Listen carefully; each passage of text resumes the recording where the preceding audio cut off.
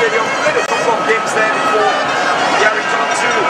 Wobodo drives forward. Wobodo with the ball. Wobodo!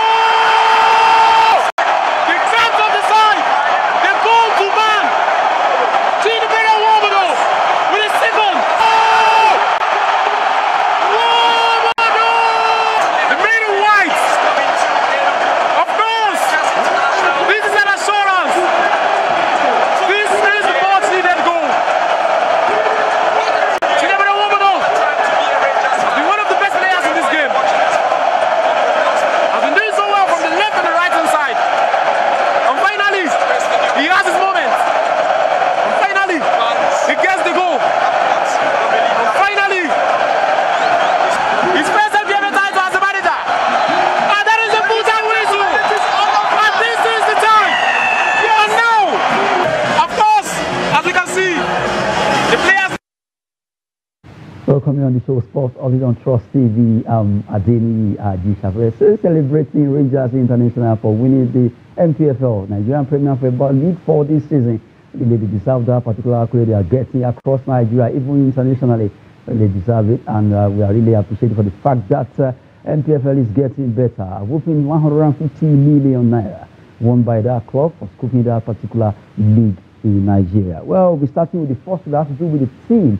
Rangers International, for the fact that they won the league, they will play in the CAF Champions League for next season. And right now, their coach, Ilechukwu, is already talking that they will be prepared.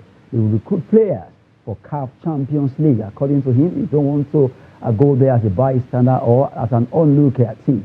They want to go there and also triumph just the way Imba did in 2004, 2005. So that is why they want to make sure they did well in this preparation ahead of the CAF Champions League that they will be playing. For the champions of Nigeria League for this season, they are already trying to see how they can recruit more players, according to the coach of that team, Ilechukwu. Joining us to talk sport this hour is Joseph Peter from Kaduna. Good to have you, Joseph.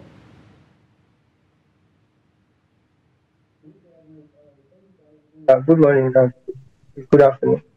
Okay, even though you are mixing the time up there, but as it is, you just saw that particular story that has to do with Rangers International, where their coach, Ilechukwu, is already saying they are planning to recruit players. I'm sure he's trying to say they want to go for the best and best of the best players to see how they can be able to prosecute their matches well when it comes to CAF Champions League. At least you've seen that our slot for the Champions League right now, to some extent, has not been stable as before, but at least we still have two teams, Remo Stars and Rangers International, to represent us. And right now, Rangers are planning to see how they can get better ahead of this competition.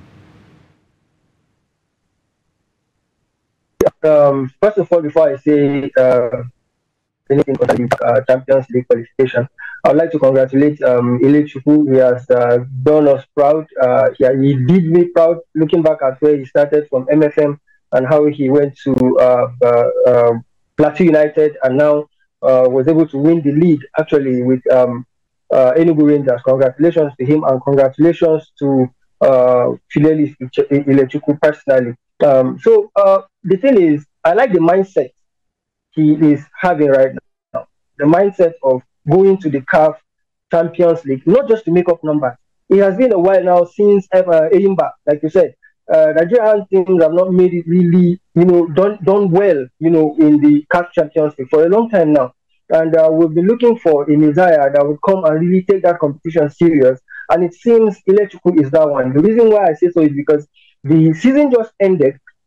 He just won the league, but he's not even satisfied yet. He's talking about, the bigger option. That's a better, I would call it milestone. So it's a good thing for him to even be thinking about the CAF Champions League already, even while celebrating the championship of the Nigerian League. So I really wish them the best, and I hope that they get the players and they also develop. Okay, well, we're still waiting for him to join us. We're talking about Rangers International for the fact that their coach is already saying they will plan to get better players. They will go for best leg in trying to see how they can prosecute Champions League in a better way for Nigeria to be able to scoop this. It has been a very long time, and Nigeria has been able to get closer to that trophy. Well, it's a very lucrative competition when it comes to CAF inter-club competition. So we have 3 teams already. Eyimba will play in the CAF Confederation. Rangers International and Remo Stars will be playing in the CAF Champions League. And the winner between Abia Warriors and El Kanemi Warriors will be fighting for the slot to play in the CAF Confederation, also joining Eyimba International there. Well, we've been talking concerning that particular team. Ilechukwu, former coach of MFM and also Plateau United, is now with Rangers, and he has done well being able to win this trophy for the Flying Antelopes. Actually did well, being able to run riot, and they were able to win it, even though, if you remember, their first game or their about first 2-3 games, they struggled before they begins to make sway, and now they are the champions of MPFL for this season, and they actually smile home with 150 million naira there for Rangers International. Well, right now we move away from that story. Let's talk about Nigerian sportsmen and women. When it comes to them retiring, we've seen a lot of Nigerian athletes who are not really having it easy after retirement because the money may not be coming weekly as it used to come. Now, former international, former Super Eagles player, that's his name is Brown Ideye, a striker who actually applied history with different clubs abroad. He played in France and China and all that. Now has offered advice to footballers. Well, for the fact that they need to begin to plan ahead of retirement. He says that it's longer than when they were playing, because for the fact that the longevity of them after retiring is far, far longer than when they were playing football, and the money may not be coming the way it used to come. So they need to plan ahead by making sure they get financial advisor, and also making sure they plan ahead of how their money will be generating more fun for them by the time they retire from football. Joseph Peter, while you went off, now you're back talking about Brown Ideye advising Nigerian footballers after retiring how to manage their wealth so that they won't come back with a bad story or a bad tale at the end of it, because we've seen some players afterwards that in fact a lot of people begin to donate money for them there for the fact that they don't have much more anymore. And right now is advising Nigerian players to make sure they get advisors who will actually advise them on how to manage their business, and also how to make sure while they are working now or playing now, the money is already accruing a lot of profit for them. By the time they retire, they have enough to actually sustain themselves. You know, it's a sad reality. It's a sad reality, but that's the reality. I've had a lot of superstars who have made it real big during their career, but turned out to be nothing later on in life, and it's really sad. And we are not in a country whereby the system would help you if you find yourself in that position, just like their counterparts in Europe and the other side of the world. But then, since they know that, I think that they should take advantage of this advice, because this advice he is giving, Brown Ideye right there, is actually gold. Is gold. But a lot of people tend to forget that. Footballers tend to forget that and spend their life clubbing, going from places and keeping the kind of company they do not actually need to keep. During your playing days, you think this money will keep on flowing, but it's not really so. The money does not keep on flowing steady. It doesn't work out that way. And most times our footballers forget that, the lifespan of a footballer as an African, usually you are lucky if you play 20 years as a professional footballer. But for me, it's 15 years max.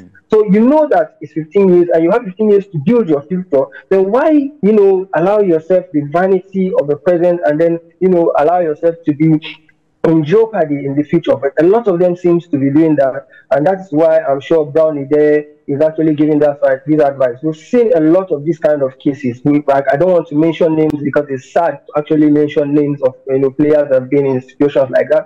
And when I say sad, I mean I've seen it firsthand. I've experienced it firsthand in this kind of situation, and it really not feel good to to see that idol of your own, that person you used to look up to, that person you watch and listen to, that person that you rarely see, turned out to be somebody that can just be on the streets and be in the same place where he has left, who he has been able to to conquer and develop. But then that is the reality. Like I said, it's a sad reality, and I hope that they do not pick on him for saying what he said, because actually what Brownie there said is gold, and it's the reality of life. And as a footballer now, what whoever should be thinking about is how to secure his or her future using, a financial advisor maybe, or something that can help. But it's a sad reality, and we cannot do anything about it.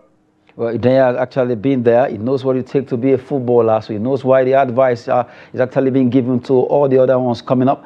For the fact that athletes need to really plan on their money, because after retirement from football, the weekly money may not be coming the way it used to be. So you have to make do with what you have. That's why he's giving that advice as an ex-international for Nigerian Super Eagles. Brian Day actually did well, being one of those foremost players. He was part of the 2013 squad. Actually, they were able to win the Nations Cup there. Well, for Brian Day, he knows what it takes, and that advice is really good, according to Joseph Peters. That has to do with players planning ahead of time. Now, from there, let's talk about the Super Eagles.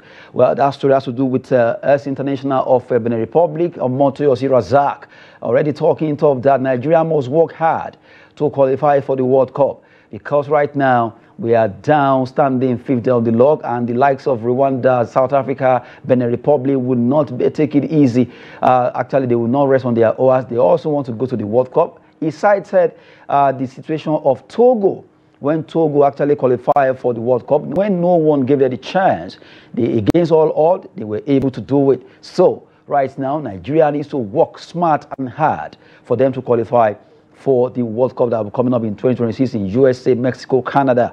Joseph Peter, this is a tall order coming from ex-international of Benin Republic, Razak Omotoyosi, saying, for the way it is right now, Super Eagles or Nigeria must work hard and also very smart for them to pick that slot in that group. You said it's a tall order. I agree it's a tall order, but it's achievable, especially coming from Omoto, the professional footballer of Benin that mentioned it. He cited examples like the case of Togo, and it happened really. And even if it hasn't happened before, as an individual and as a footballer, as a professional footballer that they should be looking forward to achieving this. It will be very disappointing if Nigeria is not in the 2026 World Cup, considering the amount of stars we have. Now, it's not just about noise and fighting your coach and listening to what the media is saying and all that. It's all about resilience, determination, and setting targets, and not entertaining any kind of maybe lackluster performance or any kind of complacency for that matter. They don't need that. They need to put their head down and put in the shift. And this thing is done on the pitch, not doing press conferences and not on social media, definitely. They need to realize that they have a responsibility, not to Nigerians. If it's a responsibility if it's about Nigerians, then probably maybe they can, take it and joke with it. But as a professional footballer that they are made to be going to the World Cup. That should be a challenge for them. That is enough. The fact that I, as a professional footballer, want to make it and play in the World Cup, which is the highest level or the highest platform of, the game, then that should make me, that should push me, that should give me a push to, play my best, perform the best way in order to make this team actually qualify for the World Cup. They need to do it not individually, because they can't achieve this individually. There needs to be unity in the Super Eagles camp. However, whatever that is necessary, that needs to be done for that unity to return. For this grudge that is there already, that seed that has been sown that is making us lose games that we're not supposed to lose has to be purged out. That seed has to be removed. The people that are making it work, people like Ahmed Musa need to be brought back to that team. Even if they are not playing, they have a way of contributing to make sure that Nigerian players perform well. So I really, really hope that this time around, considering the fact that they are bringing in an expatriate from abroad, whatever, let him come. But even if he comes, let there be somebody from within that would bind the team together. This is the time to do this and achieve this as a team. If we don't get to do it now, then I don't know when Nigeria will qualify to the World Cup again. Okay, just we are hoping that Eagles will be able to make it to qualify for 2026 World Cup, even though it's no country's birthright, but they just have to. At least Brazil have never made the World Cup, and that's an historic one. We can also take a cue from that. Well, quickly, let's talk about UEFA Euro 2024 fixtures for tonight. Matches will be up. Let's look at those fixtures as we talk about France against Poland, Netherlands, Austria, England, Slovenia, and Denmark versus Serbia. Well, Joseph, you look at some of these matches. France and Poland is a match that a lot of people want to see. Maybe Mbappe will be back after the injury sustained on his nose. Let's start with France-Poland quickly. The absence of Mbappe in the previous match really showed, because you could see that the French are trying to do something right from the defense to the midfield, but then when it comes to the attack, there's this lack of spark.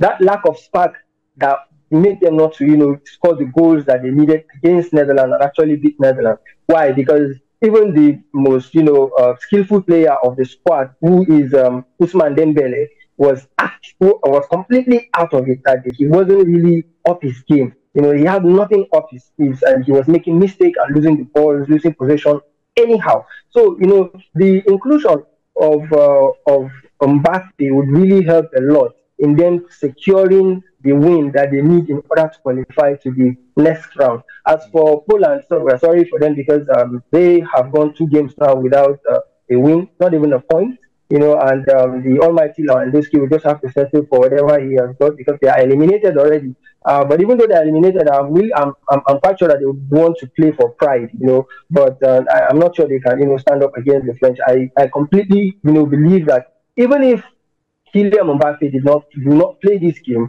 I'm quite certain that France will take the maximum 3 points. It's all fun there between Poland and France. You're talking about the Euro 2024 fixtures there. We just saw, let's go back to that fixture. Netherlands will also be playing. As we talk about games that will be on, they will be facing Austria, and Netherlands and France are having 4 points apiece. Poland are yet to even have 1. Austria, 2 are standing tall there. For England, Slovenia, they will be fighting hard, while Denmark against Serbia. Well, those are the matches also set for tonight. Or England, Slovenia. Joseph, there's another match that a lot of people want to see, the 3 Lions. What will they be doing against the Slovenian team? Are they going to be underdogs, or England will actually run them over? The Slovenians have actually been painted underdogs prior to the beginning of this competition, only for them to be causing problems to top guns like Denmark and top guns like England, like Serbia. But then you look at England on the paper before the competition, everybody thinks they are going to be the favorite. They will be banging it left, right, and center. That's not the case. They are having issues. They have been having an abysmal performance, from game to game, and it has been all as a result of the selection of the coach. I completely blame this on Southgate. I do not blame the players. I blame Southgate for whatever results that England are not getting. I don't know if he's going to have the courage this time around to play whom he is supposed to play and drop whom he is supposed to drop. Because I don't understand why you would have the best left midfield or the best wing when it comes to club performance. Now, I'm talking about Kevin Trippier, and I'm talking of Anthony Gordon. They've been the best attacking for Newcastle. You have them in that team. Then on the right side, you have Phil Foden for Man City and Kyle Walker doing absolutely well in the previous season. So just play them, have the courage, drop Saka.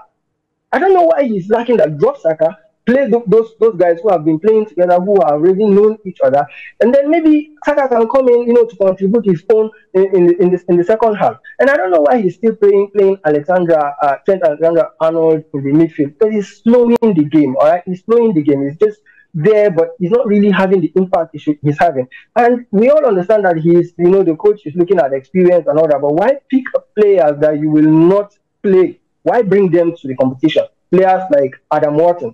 I feel like that should be the person that would have been the perfect replacement for maybe Phillips, that is not in the team. But, Southgate is lacking the courage to take the right decision because of the pressure that comes with the English press and whatever. He needs to, go back and look at himself in the mirror and actually, pick the right players that win games for England, because when they win, everybody would forget.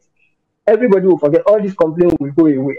There's a big, pressure on them. We understand that, but this is an opportunity for them and an opportunity for him to do the right thing, drop the right players, have the courage to drop the right players and play the ones that are supposed to be played.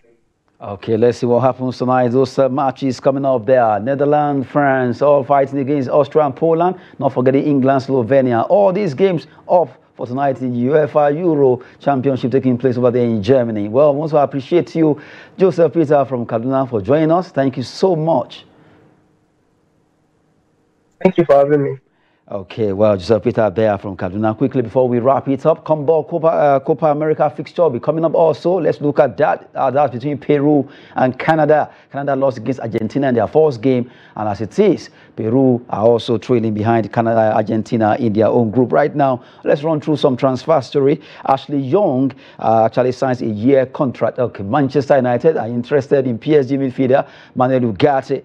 That's a player that they really want to get, and they are showing keen interest in the PSG midfielder that was bought for £52 million. But right now, Manchester United are keen on the Uruguayan to join them there. And then Ashley Young signs a year contract extension to keep him at Everton till 2025. Well, Ashley Young is really aging, and now he wants to drop the burden, but will still play extra one more year with Everton to keep him there for an extra year. And the last one says Squadron Mustafi retires to work as assistant manager of Germany under 17th team. The man that really did well with Arsenal has actually retired from football, and they says he will be the assistant manager of Germany under 17, where he will showcase his talent with all the young ones coming up in football. Well, that's a big one there for Mustafi and the likes of Ashley Young staying with Everton. Not forgetting Ugarte, who right now is being pursued by Manchester United in the deal that could actually see him moving away from PSG of France down to England to play with the Red Devils of Manchester there. That's it on the show. We've talked with Joseph Peter, actually added more of his knowledge on the show on Sport Update. I'm Adeni Ajishafe. Thanks for watching.